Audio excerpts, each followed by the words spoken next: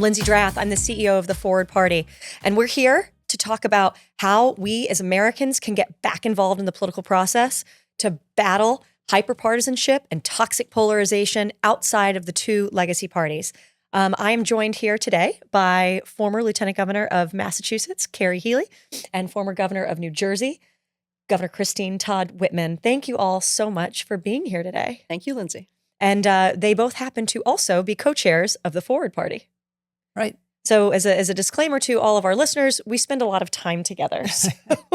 And over the last couple of episodes, we've talked about what motivated you all to get involved in this work. And I do want to kind of kick off again a little bit with why you all are here and what motivated for some of our new listeners so they understand kind of a little bit about your backgrounds and what brought you to this moment. We'll start with you, Lieutenant Governor. Well, I was always a policy person. And for me, the opportunity to serve in public office always seemed like the best way that you could actually make positive change happen.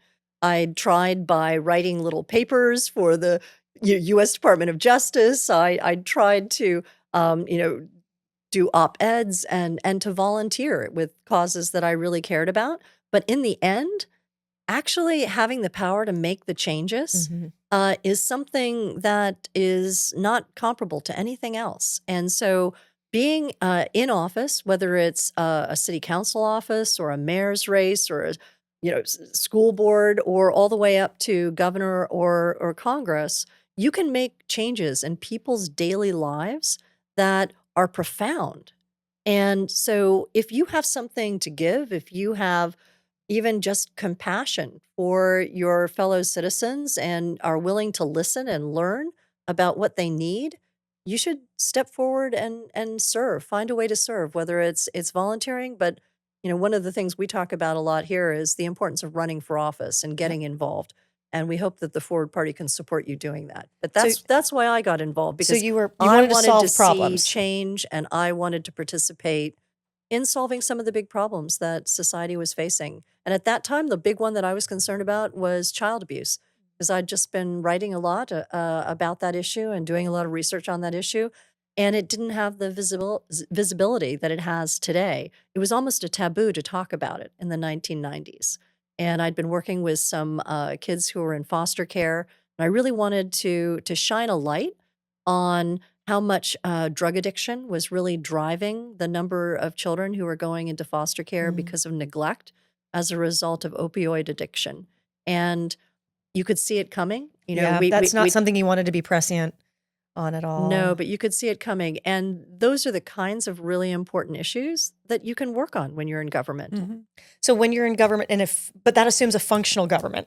So it does. You ran for office in what did you experience to be a functional government in the Commonwealth of Massachusetts? Well, what's really interesting is that in many ways it isn't. If you look at our legislature in Massachusetts, 70% of the people who run unopposed. Yeah. So that's not a functional democracy. But in other ways, it is actually very functional. And the reason is that we have open primaries in Massachusetts, which allows the independents, who are over half of the voters in Massachusetts, to actually swing their votes either to the Republican side or the Democratic side in order to accomplish the kind of government that they want to have. So I ran as a Republican. Republicans were at that time 13% of the voting public in Massachusetts. Right now it's down to 9% or 8% even. But we won with over 50% of the vote when Governor Romney and I ran for governor and lieutenant governor.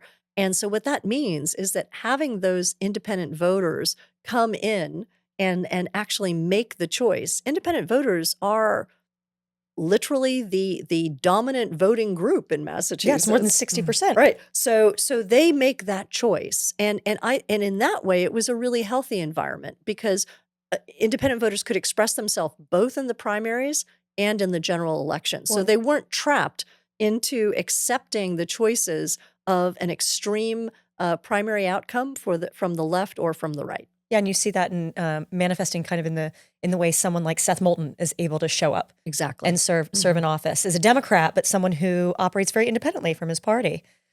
That's true, and he's now going to be running for a U.S. Senate, and it will be interesting to see what kind of senator he would be, because he has actually been strengthened by his constituents at home who want him to be independent, who want him to represent them and their views as opposed to the National Democratic Party's views. Yeah. And those are exactly the kind of candidates that we at Forward look for to cross-endorse as Forward Republicans or Forward Democrats or even Forward Independents. Absolutely. Governor Whitman, your journey, we talked in the first podcast about a book you wrote called It's My Party Too. So take listeners, some of our new folks today, kind of through your journey as the former Republican governor, 2 terms of New Jersey and the head of the EPA under the second Bush administration, to where you are here, the founding member of a new political party. Well, much like Kerry, I was policy focused. I mean, as I say, I grew up the youngest of 4 kids by 8 years. And so I was the one at the dining room table when my parents were talking about what was going on in the world, what was happening in the state or locally. And so that's when I became really interested in policy and how politics affects that. Okay. And so when I graduated from college with a degree in international government, I had no clue what I was going to do. Thinking maybe State Department or something, and I happened to get a that's call. okay, young listeners out there in your 20s. You're not supposed to. You It don't worked have out to for know. her. It works out, and so much of it is serendipity. Yeah. I mean, I happened to... And a ton of grit and a ton of hard work. Well, it does take hard work, Yeah. but I mean, it was something that one thing led to another opportunity, and if you're willing to get out of your comfort zone and try new things because you believe in what the end result could be, then it's all worth it. And I wrote the book in 2005 because I had been watching the Republican Party shift from a party where you could, well, my father always described it in a way that I like. You hear the big tent. Yep. But he described it more as an umbrella where you have a core set of values. And this is actually what the Forward Party is to me. I love when you do Very this. much. Absolutely. You have a core set of values that are shared by everybody. And then you have the ribs that uphold the canopy. And the ribs are different ways of interpreting those core values. But everybody's under the same canopy. And that's what Forward is to me, because we have a set of core values that are things as basic as uphold the Constitution and respect the rule of law and more. I mean, there's a lot more to it than that. But we allow people to pick the issues that represent what their constituents need, what is important in their state, rather than us saying, well, you have to be pro-choice or you have to be anti-gun or any of those issues. These are the issues you have to talk about. It's up to them to do that. But that's who we are. And that's why as I wrote the book in 2005, watching the Republican Party get more and more extreme in its positions. And I worried about it because I thought this is bad for the country. This is not going to be good for the country. In fact, my last chapter is a time for radical moderates. And we talk about centrists today. And it's time for people to stand up and show that this is the way you get it done. You know, it is about us. We're the ones that have to do it. And so Forward became when after trying through a couple of different iterations to work within the current political system to get it back toward the center, particularly the Republican Party, and discovering that that's never going to work because the two parties have it just the way they want it. And they make it extremely difficult for anybody to make the changes because they don't care about solving issues. They don't care about solving problems. They want to use them to excite their base to stay in office. And everything's looked at and judged through the partisan political prism rather than the policy prism. And when Andrew Yang with the Forward Party, his Forward Party, I mean, Andrew, who ran for president as a Democrat, ran for mayor of New York as a Democrat and said, we're not changing it from within. It's just not happening. And David Jolly, who had the Serve America movement and the Renew America movement that I had been part of, we all said, okay, this isn't how we get to where we need to be, but we can if we just come together, because that's the way you make the kinds of change, is when you have people with different perspectives and different approaches, but they want the same things as far as promoting our democracy and keeping it strong and safe. Well, it's interesting that you say that about people wanting the same things. Folks will say, well, you're building a third party. And what are the things that are the litmus tests, what are, that you believe in. And within the two parties right now, they can't seem to come together and find a place of consensus in terms of a lot of the things that they believe in too. And it seems that that umbrella pole even seems to be missing in kind of the new MAGA version of the Republican Party. And within the Democratic Party, you have these tensions now between, the Mamdani side of the Democratic Socialists within the Democratic Party. And then you've got kind of the Mikey Sherrills and the Abigail Spanbergers that were just elected. So I think I don't think it's fair to say that we we're weren't supposed to have parties. Our founding fathers were not in us. favor of political parties. They thought that there would be shifting alliances and caucuses that formed around specific issues or ideas. They never and they actually said explicitly that it would be a disaster, that the worst possible outcome would be that there would be two political parties. Yeah. Right. Washington, Jefferson. Okay, so I love you bringing up this idea about kind of shifting caucuses around certain issues, because I want to talk today about our theory of change at Forward and the United States Congress. And last summer, and we talked about this a little bit in a previous podcast, last summer, Elon Musk tweeted that he was going to start a new political party. And very quickly, all the political pundit class jumped on and said, these are all the reasons why it can't happen. And you're going to be a spoiler from the top of the ticket and all these reasons.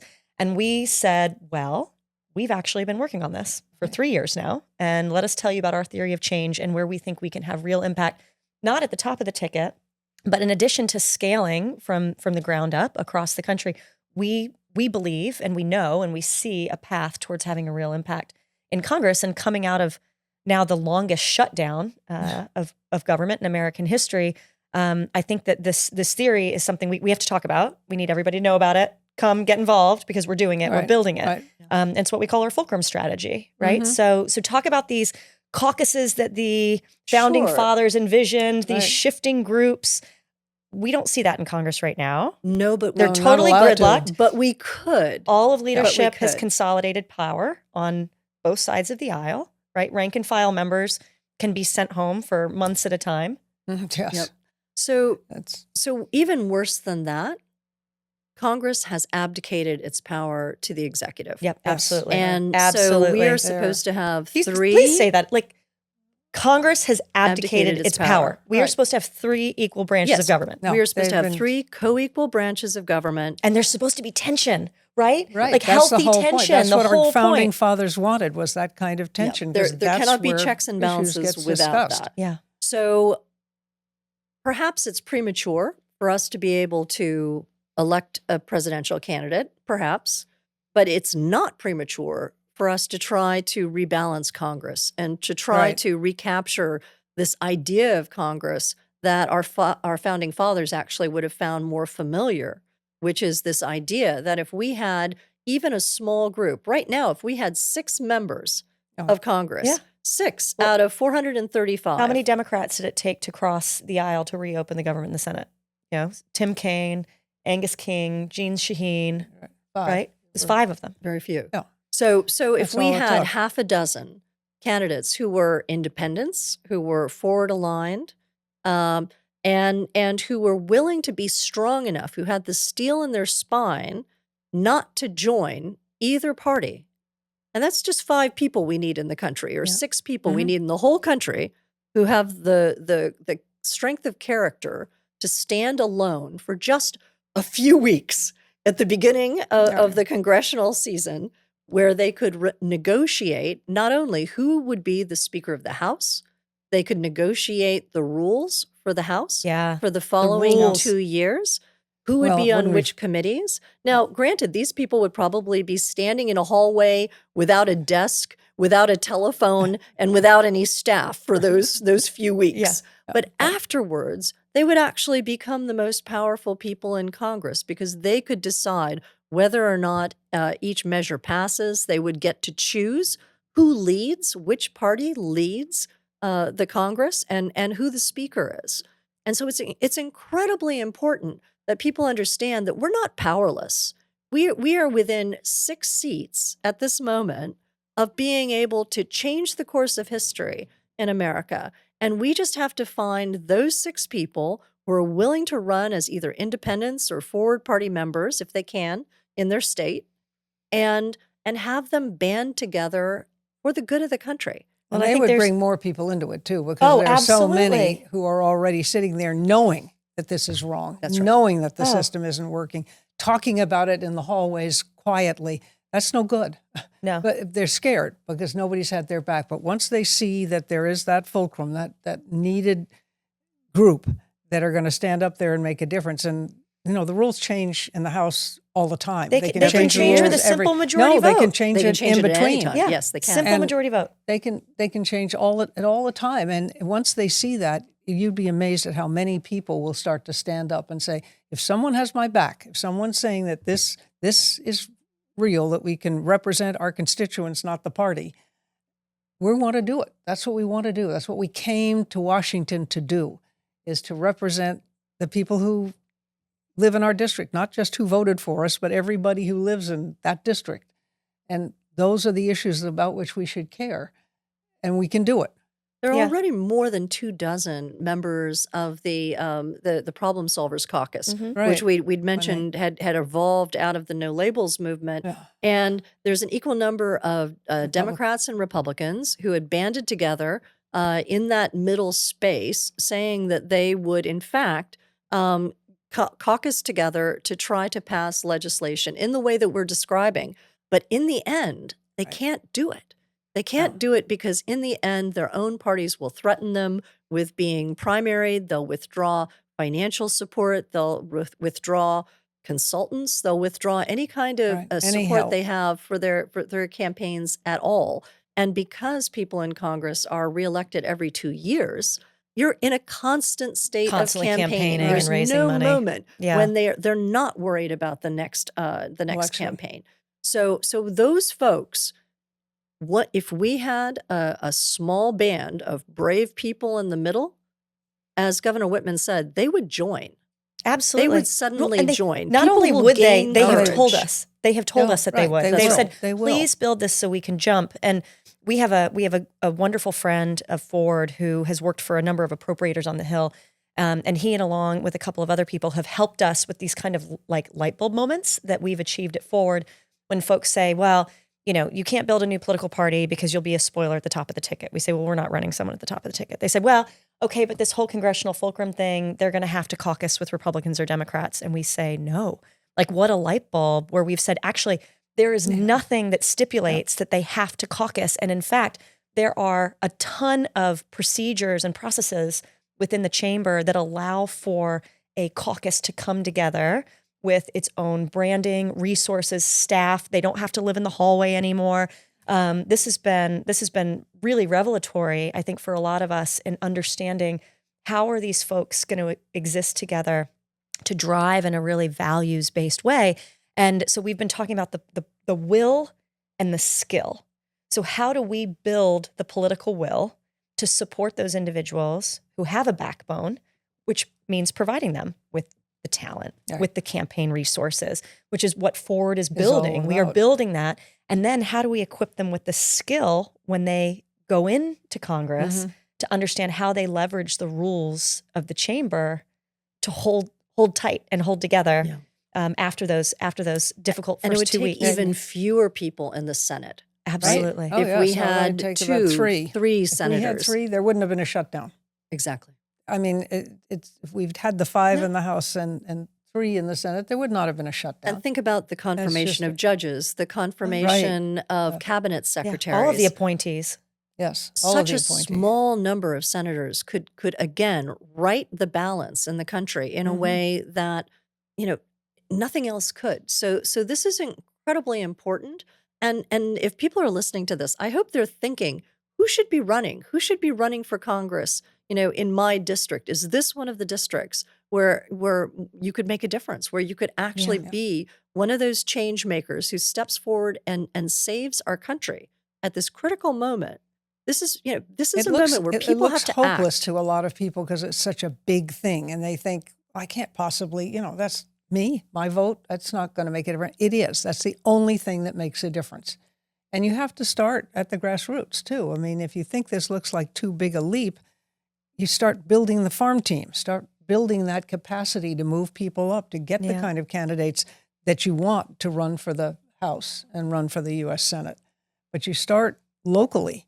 I mean, you can do both, because we're going to do both. And we've got candidates who are willing to stand up in all of the levels of offices. But it's as important to understand that we've got to be consistent about it and build that backfill for them. Oh, yeah. So that when they go back to their states, too, they have people in the state legislatures and people on their mayors and things who are right there with them, who are their kind of people who are saying, yes, you're doing the right thing. Not just forward providing our volunteers, not just forward doing it, but having people in their district or in their state who are saying, we're your kind of people. Absolutely. I think the idea of candidates running in all of these down ballot races in a congressional district where Ford would be fielding someone at the top of the ticket is really critically important, especially because so many voters feel so disenchanted. They just feel, they feel powerless.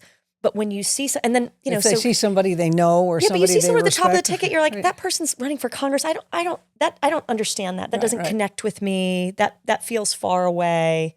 But my friend that I served on the PTA with is running for school board. And she's running as a Fordist, and that guy's running as a Fordist. Right. And I really like her. Yeah. Well, I want to make sure I turn out and vote for her. So I think that it's building the bench, but it's also creating relationships in communities and communicating to people through those candidates what it is that we stand for. Yeah. Well, as Andrew always says, we've been inculcated and trained to hate a Republican or a Democrat, but nobody knows what the heck a forwardist is. So we haven't been trained to hate the forward Well, party. that's what's great. You know, you're running in a heavily blue district, maybe where the Republican Party hadn't even bothered to field candidates. We talk about this. 70% of races go uncontested. And, you know, you knock on the door of someone who perhaps is a registered Democrat, and you know they're trained to think the Republicans are bad. And I'm not a Republican; I'm a Fordist. Yeah.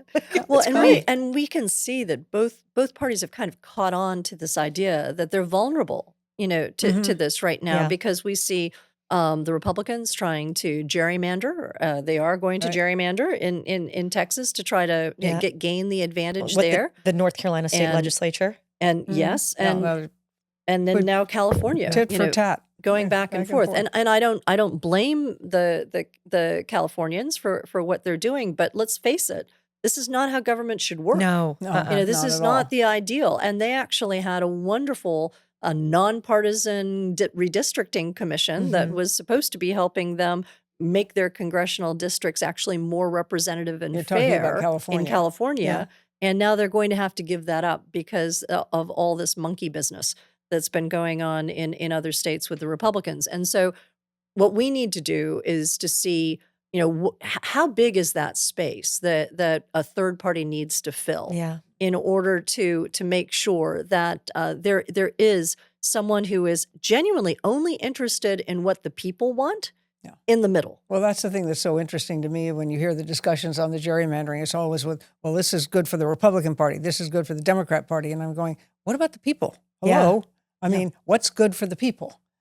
Is this gerrymandering really good for the people? No, that's not the consideration. I mean, they're very, very open about the fact that they could care less. No, it's aggressively disenfranchising the other party. Yeah. And, you know, neither party has a monopoly either on truth or good ideas. Right. And we will happily take an idea from the Republicans if they have one, and the Democrats if they've got one. And we'll have our own ideas as well. Well, I think that's our own ideas, I think, is really important. You know, I mean, it's 2025. We're listening, or, you know, 2026. We're living in a completely different world than we were 20 years ago. Why are we taking dusty old books off the shelf of, you know, progressive ideas or conservative ideas? I mean, the idea, like, I don't like the word centrist because I think it presumes that you sit somewhere in between progressive ideas and conservative ideas, which is why I love the idea of forward. It's actually like break out of that. Yes. Break out of the idea that something has to be a progressive idea or a conservative idea. I think people today know what's broken in society. We don't have trust in one another. We don't know each other anymore in the way that we used to. We know that our schools aren't working. We know that the way we pay for college doesn't work. We know our healthcare Right. system No. does not It is a work. time for it's not big serving ideas, people. Right. really And big so ideas. we need really big ideas. We No. need ones that neither party is going to be willing to embrace or even put out there, because they'll be scared that they'll alienate someone, or maybe they would be scared that they might solve a problem that has some benefit to them come election day. And so we have to solve immigration. We have to We solve can, healthcare. and those And ideas are out there. We're bright enough people. We have enough diversity to be able to solve these problems if we just sit down and say, put the next election aside. This is not about just getting reelected. This is about solving the problems. And oh, by the way, I have always believed, and my father said it, the best politics is good policy. Yeah. Well, and you both came to your journey. Your political journey started with policy. It started Right. with problem solving. Governor Whitman, what would be a big idea right now that would you think be something that would be really resonant with the American people? Something really big and exciting. You mean new? Yeah, something new. Well, I mean, I think the biggest thing that we have to solve right now is, to me, that I think is important for the American people. Well, I mean, there's so many of them. There's so many. There's so many, but I would go, the first one I'd go after is immigration, because we know how to fix that. We know our immigration policy today is broken. We make it so complicated that people who are here legitimately, who have been here for a while, have been paying taxes, who are doing their thing, it takes them years and years and years to become citizens. And we have to understand there are 10 million illegal people here who have run out of their visas and they're here legally now. Anybody that's committed a crime ought to be right out. Our borders ought to be firm, but we have to do something about those 10 million. If they've been living here in a way that has been additive to society, if they have been paying their taxes, if they've been doing the work, we want them. They have built this country. I mean, when I was governor in New Jersey, I had a pin made up that said, "We're many faces, one family." And that's what we are. We are many faces, but we're all one family because we all want the same thing. And we need to solve this problem to stop demonizing people because they may look differently or they may dress differently. Their skin color is different. They talk in a funny accent. We're now getting to the point where people are being picked up off the streets just because of that. And that's put fear into people. That's disrupting our communities. It's sending a terrible message to our young people about what's acceptable and what isn't. I mean, I do think we need to deal with climate change. That's a real issue too. But as far as what is right now disturbing society deeply is this immigration issue and the way that people are being demonized by it and with it. Yeah, you used the word family, and Gallup partnered with Aspen Ideas and NPR last summer, and they conducted a really wide poll exploring values and what are core American values right now, which is a really important discussion for us at Forward as a values and principles based party. And the number one shared value that Americans have is family. So you saying, many faces, one family. This is an issue as a family. We got to clean up our house. We've got some stuff to do. And I was thinking, as you were speaking about the inscription and the base of the Statue of Liberty, Right. Bring me your Right. tired, your poor, your huddled masses yearning to break breathe free, the wretched refuse of the Right. teeming Teeming shore. shores. Yep. Not Yeah, anymore. bring We're these only the homeless, letting- templess tossed to me. And this was what it meant to be an American, Right. to open our doors to people who had no hope, Right. but who had a dream of a better life and believed in the ideals of America and wanted to come here and live them out and contribute.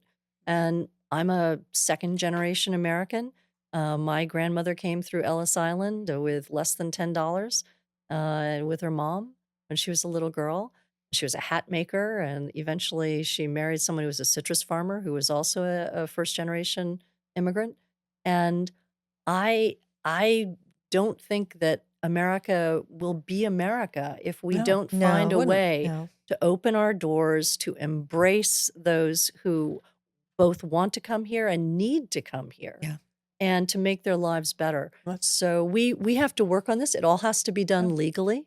Yeah. But we need to embrace this as part of our identity. Let's we start with are the a ones we nation have of here. immigrants. I mean, too. I Yes. mean, we have these 10 million here that have already been contributing, that haven't done anything. But I understand we can't have everybody. I mean, No, of the course, we systems can't. won't accept. And we never can't did. do that. And we never did, and we never do. Now it's gotten so.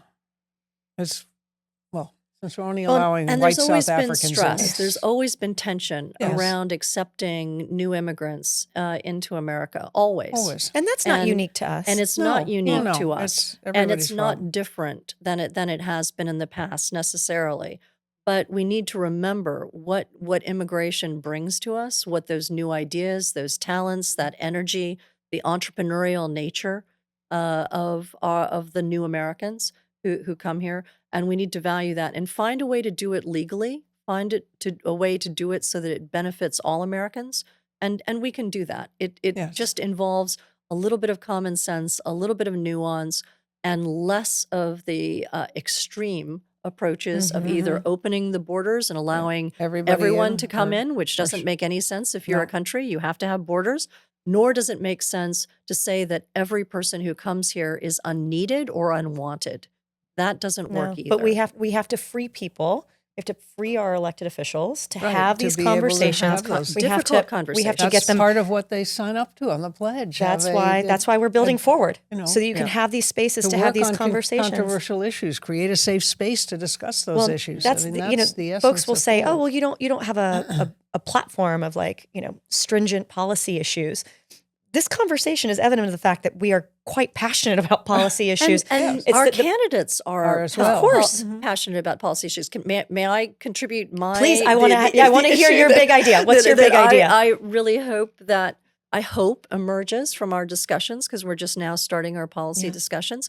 But one of the things that we're looking at is this idea of national service. Mhm. love it. Not I mandatory love it. national service, but national service that gives our young people the opportunity to experience what it's like to give and serve others. Mhm. And the self-value that comes from that, the uplifting nature of serving other people, and the ability to build skills, practical skills. People coming out of high school, they don't have the skills necessary to be able to go make a good living on their own. And not everyone needs to go to college, and not everyone does Right. go to No, college. right. 70% of Americans don't go to college. So what are we equipping our young people to do? How can they pursue the American dream if we don't give them some training and a year of service in America as you're leaving high school and making that decision about Yeah. whether or not you go on to Mhm. college or whether you go into the workforce, could give people the technical skills that they needed to enter a particular profession. It could allow people to become interns or to apprentice to different professions that could allow them to make a decent living without taking on that debt. And it could also just allow them to understand another person, the Right. perspective of Well, other people. I think the cultural aspect here. There's the skills aspect of There's the national service. It's skills, really important. And then there's trust. But there's the cultural aspect too, because you have a lot of the great equalizers we used to experience as a nation, like as a result of the draft and things like that. Great equalizers that created cross sections socioeconomically across the country. We've lost that, Yeah. and as we continue to self-select into our corners, and as we talked about in the first podcast, that's then reinforced by social media. So you have perpetual confirmation bias that your opinion is the right one, and that your perspective on the world is the only one. Right. This breaks through all of that. This would break Exactly. through all of It's- that. And it would give you the I'm 100% opportunity for that. to actually, my dream would be that the first question any young person would ask another young person would be, what did you do during your service year? I Yeah. love that. No, I think to me, that's a given. I mean, it just should happen. Because as you said, getting people out of that comfort zone, getting them to see people in different walks of life, and what serving somebody else does for you. And the examples you pull of the military, the way it used to be. I mean, look at the changes that came out of World War II for women, for minorities. It wasn't perfect, but boy, did it open up things, avenues for their successes that were not there before. And they've still had to fight hard for them. We still are, unfortunately, fighting hard for them, and it's getting more difficult every day. But those kinds, it was the experience of standing next to one another. I think it was John McCain who said, I don't care if the guy in the trench next to me is gay or not. I just want him to shoot straight, and then all of a sudden you say, well, that's a real person, and he's trained the way I've been trained, and we can talk about things, and he's no different. Yeah. He or she is no different, and that would make society a whole lot better place. What are some examples of other countries that are leading on national service? Yeah. Because so many of Australians have it. Australians do have it too. Australians have it. The Israelis obviously have it. Yeah. South Korea. The Swedes have mandatory military service as well, but it's I not really think it military. needs to be more. no, this is than military. this is More than community military. service, Yeah. educational Service, yeah. opportunities. And I'll tell you, there's Yeah. the basis for it right now out in California. They have a year of service that's available. the state of California in the does. state of California, that. and you can earn credits toward going to college in terms of financial help for going to college. And so a lot of people are thinking about this. It's not just California. There are Yeah. other states as well. I love that they're We leading on need to this. start knitting all those together together. and figuring out how the federal government also can support that effort, because we need something to unify us as a country again, and I don't want it to be war. No. No, Well, we are building that unifying function here. We are inviting current elected officials to please come and join us. We want to provide you with that political will and that support. We're recruiting candidates all over the country. And we are just so grateful for your leadership, both of you. Thank you Your for leadership everything is that what you give. keeping us together. Yes.